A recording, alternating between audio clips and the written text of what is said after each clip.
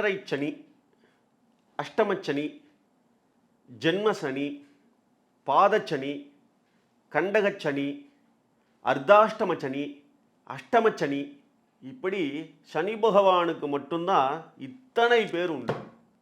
இத்தனை பெயர்கள் சனி பகவானுக்கு மட்டும் ஏன்னா அவர் தான் தர்ம கர்மாதிபதி. நம்ம பண்ணிட்டுருக்கிற பண்ண போகிற நன்மை தீமைகளை நிர்ணயம் செய்யக்கூடியவர் சனி பகவான் தான்.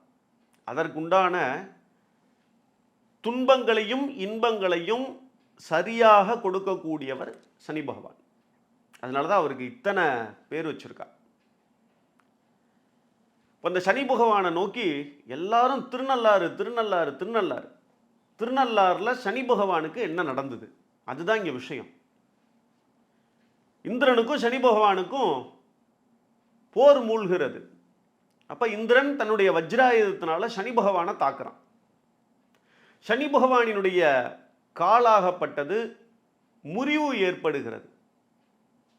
இப்படியே இருந்தால் என்னுடைய வாழ்க்கை நன்னா இருக்காது அப்படின்னு சொல்லிட்டு திருநள்ளாறில் போய் தர்பாரண்யேஸ்வரர் அப்படின்னு சொல்லக்கூடிய அந்த சுவாமியை பிரார்த்தனை பண்ணி தவம் இயற்றுகிறார்.